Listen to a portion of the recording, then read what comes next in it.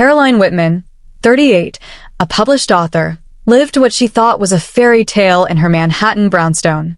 Her husband, Mark, a financial consultant, had a voice that soothed her stress, saying her name like a vow. Mornings began with his kiss on her forehead and coffee brewed just right. Evenings ended with him whispering, "You're my world." She believed him, until a midnight revelation shattered her trust. Waking to an empty bed, Caroline assumed Mark was downstairs. Then she heard his voice from his office, low and calculated. She still doesn't suspect anything. Everything's going as planned, almost done. Her heart pounded, the air thick. She tiptoed to the hallway, catching light from the office door's crack. The words were enough to confirm her worst fears. Mark was hiding something, and it involved her.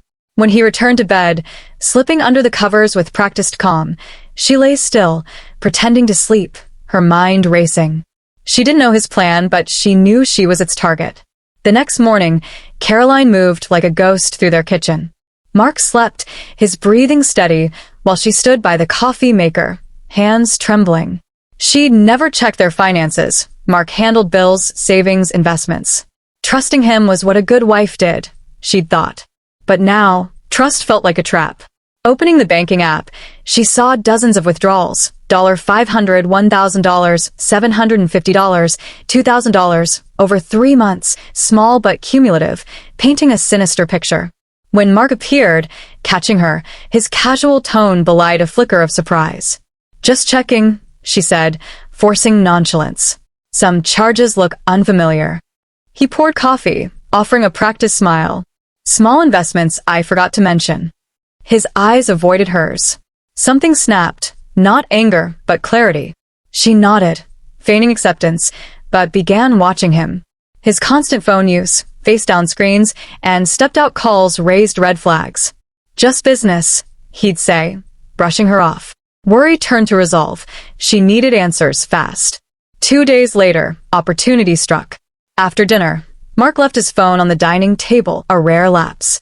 As the shower ran upstairs, Caroline grabbed it, heart pounding. The phone was unlocked. Scrolling past work texts, she found a thread with no name, just a number. The latest message read, "Send her the Ilium files. Make sure she stays in the dark." Almost done.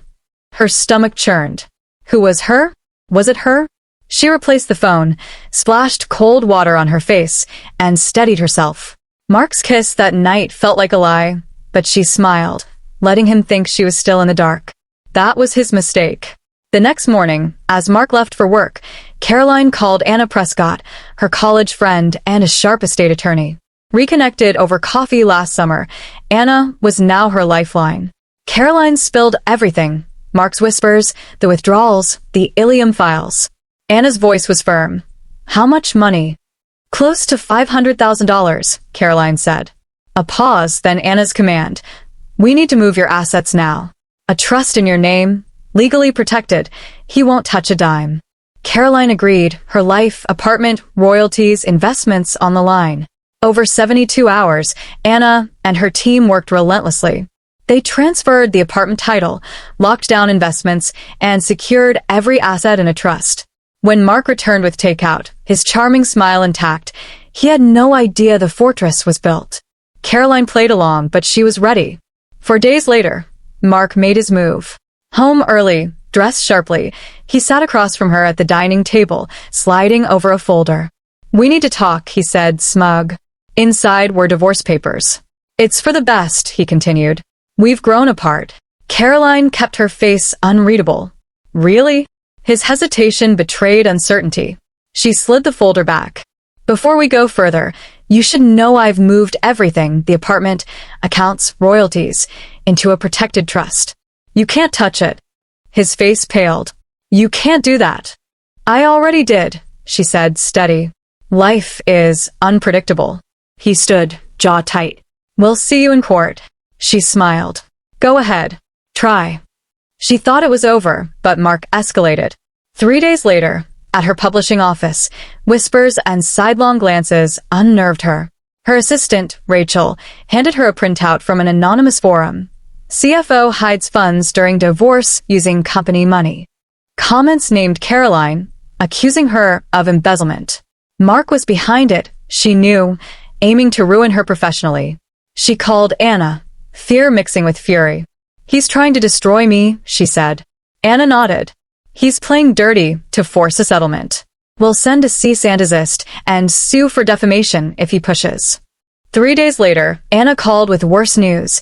Mark had filed a lawsuit accusing Caroline of financial fraud and embezzling marital assets with a co-plaintiff named Iliamero, the name from his text. Anna revealed Iliamero was a known fraudster linked to forged documents. The lawsuit included fake transactions mimicking Caroline's signature. "These aren't mine," she said, voice rising. Anna's eyes narrowed. "We'll prove it."